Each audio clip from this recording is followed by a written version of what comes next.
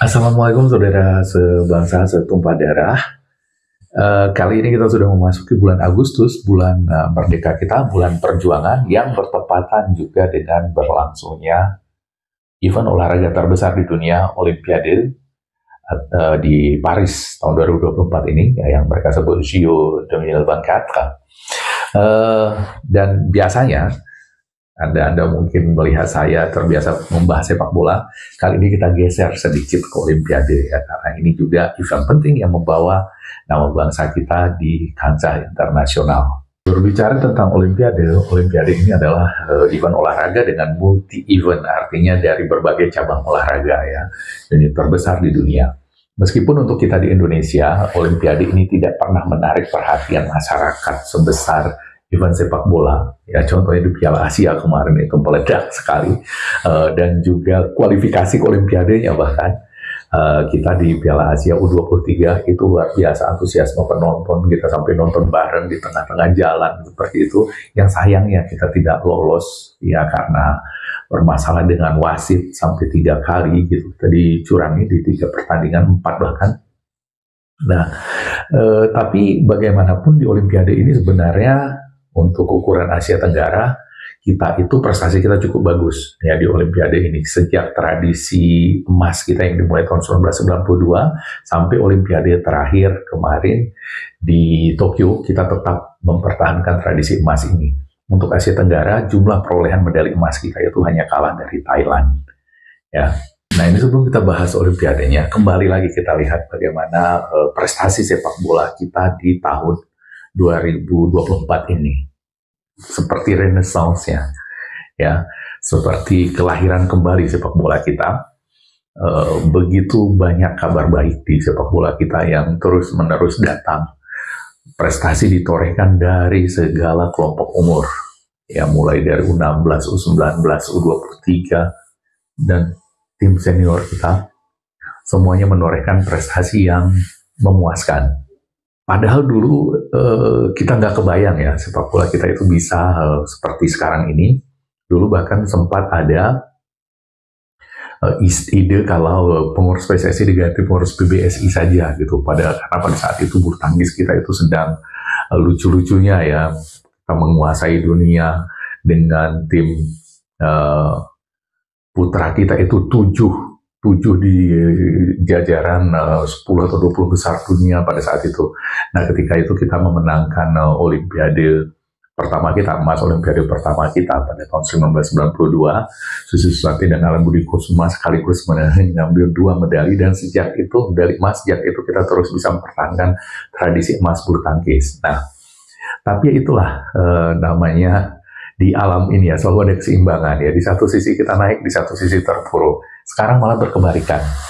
Bulu tangkis kita ini yang seolah sedang menuju senjakala prestasi saat ini, yang biasanya kita itu selalu berhasil mempertahankan prestasi emas, kini atlet-atlet terbaik kita di bulu tangkis satu persatu berguguran gitu. Nah, kalau di ganda campuran yang memang nggak begitu meyakinkan kemarin, itu gugur di babak grup. Ganda putri yang tahun di Olimpiade sebelumnya meraih emas, ya, kali ini masih dengan Apriani, tetapi kali ini berpasangan dengan Padilla ancur-ancuran. Mereka gagal lolos ke semifinal setelah di pertandingan terakhir babak grup dikalahkan oleh wakil tetangga kita ini, Malaysia. Ya. Akhirnya kemudian di babak perempat final kita masih meloloskan.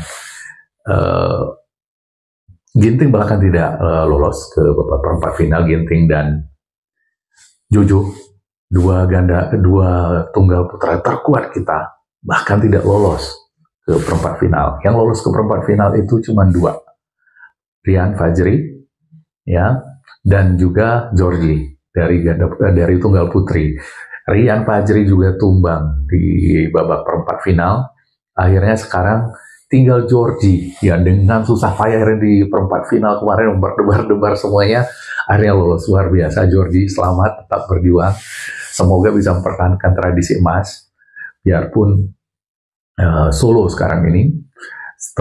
Dan Georgie ini memang luar biasa ketika kelolosannya. Lawannya yang di semifinal itu pemain Korea di perempat final, Itu skornya dengan Georgia 8-1. Jadi Georgia kalah 8 kali dan hanya menang 1 kali. Dan ini yang keduanya di Olimpiade ini. Dia menang. Semoga terus melaju Georgia, kita mendukung di belakang. Nah, sebaliknya dengan tetangga kita, Malaysia ya. Mereka hancur-hancuran di sepak bolanya, nggak ada yang membanggakan tahun ini, nggak ada yang bisa diharapkan. Tapi bulu tangkis mereka tahun ini meledak.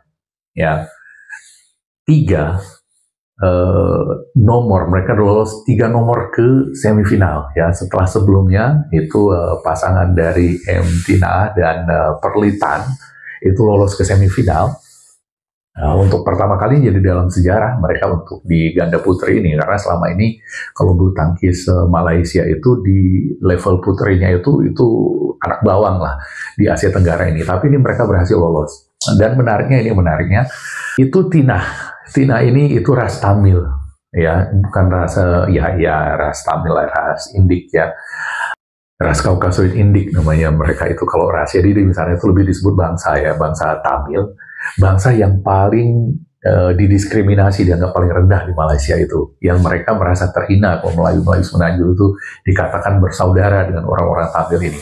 Tapi sekarang yang berpeluang untuk mengangkat marwah bangsa mereka itu justru orang Tamil yang mereka hina-hina itu. Nah, sekarang ini kita lihat itu peluang mereka untuk emas, karena dari 5 negara utama di olahraga Asia Tenggara ini, cuma Malaysia itu ya satu-satunya belum pernah mendapat emas. Bahkan Vietnam dengan Filipina pun sudah dapat emas ya. Kalau Indonesia dengan Thailand gak usah dibilang, itu memang paling banyak emasnya gitu. Tapi Malaysia belum pernah. Tapi kali ini mereka berkesempatan mendapatkan bukan hanya 1, tapi sekaligus 3 emas dari bulu tangkis ini.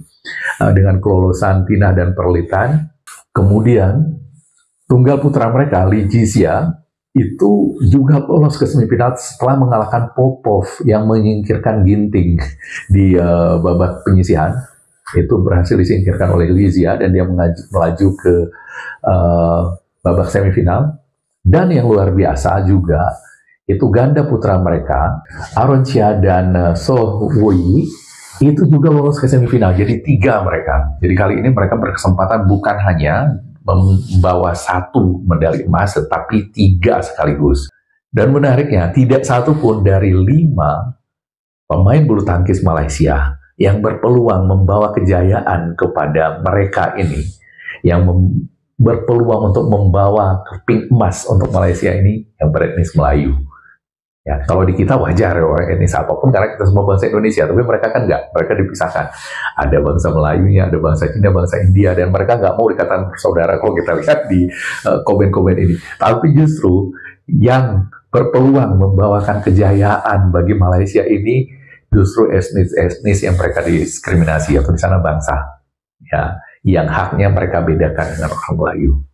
Luar biasa. Dan saya berharap sekali semoga yang mendapat emas dari Malaysia itu tuh Tina dan Perlitan ya. Nanti biar kita lihat bagaimana orang Melayu ini dikatakan bersaudara dengan orang Tamil.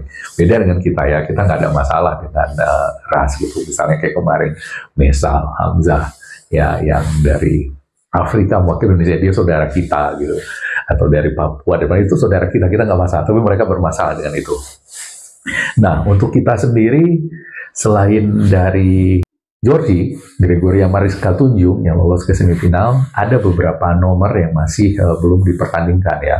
Oh ya, satu lagi juga Reza Octavia, harapan terakhir kita di Panahan, juga gugur di Malang melalui wakil dari Korea Selatan. Jadi habis di sana. Sekarang harapan kita selain di bulu tangkis ini yang selalu mendapat tradisi emas, kita masih punya harapan di angkat besi. Ya, di angkat besi di sana ada Eko Yuri dan Rizky Juniansyah. Dan satu lagi, ini perempuan hebat yang memiliki hubungan kedaerahan dengan saya, Nurul Akmal dari Aceh yang untuk angkat besi. Tuh. Semoga salah satu atau kalau bisa beberapa dari mereka itu bisa mendapatkan medali, dan mudah-mudahan medali emas supaya kita tetap tradisi emas kita sejak Olimpiade 1992 tetap terjaga, meskipun semuanya kita serahkan kepada Tuhan ya, bagaimana kita ini bangsa yang bertuhan, tetap berusaha, tetapi hasilnya nanti kita tunggu sama-sama. Yang penting atlet kita berusaha dulu. Dan kemudian kita juga masih punya peluang itu di panjat tebing. Di panjat tebing ini kita menurunkan 4 atlet sekaligus yang lolos ke Olimpiade, 2 laki-laki dan 2 perempuan. Di nomor laki-laki itu ada Rahmat Adi Mulyono dan Patrick Leonardo, ya. Dan kemudian di kelompok ke perempuan, lagi-lagi ini punya hubungan kedaerahan juga dengan saya. Kalau tadi ya Nurul Akmal dari Aceh, yang ini dari Bali. Desak Maderita Kusuma Dewi, Nak Buleleng nih, Nak Buleleng nih. Ayo banggakan Indonesia Desak, dan juga Bali ya. Yang satu lagi Rajia Salsabila yang peraih medali emas dulu di Asian Games di Palembang. Ya, meskipun Desak ini dan keempat atlet kita di panjat tebing itu turun di nomor speed, ya, nggak ada di lead dan nggak ada juga di boulder, semuanya speed. Dan alasan kenapa kita dulu nggak lolos ke Olimpiade di Tokyo juga karena pada waktu itu medali emas atau medali untuk panjat tebing itu digabungkan dari 3 kategori ini, speed, lead, dan juga boulder. Nilainya digabungkan, nanti juaranya diambil. Tapi di Paris itu dipisahkan semuanya, ya. Lead kategori tersendiri, boulder kategori tersendiri, dan speed di kategori sendiri. Nah, speed ini memang kita juaranya selama ini. Mudah-mudahan di Olimpiade ini bisa kita pegang, karena pada waktu itu untuk Olimpiade di Tokyo, tim Jepang aja kurikulum untuk speednya itu, untuk melatih speednya itu diambil dari Indonesia. Jadi kita di sini memang kalau speed ini kita masih juara dunia. Biasa dari kita, kalau dulu mungkin masih ingat Aris Susanti. Tapi kenapa Aris Susanti nggak lolos ke Tokyo pada waktu itu? Ya karena Aris tidak bagus di lead dan juga di boulder.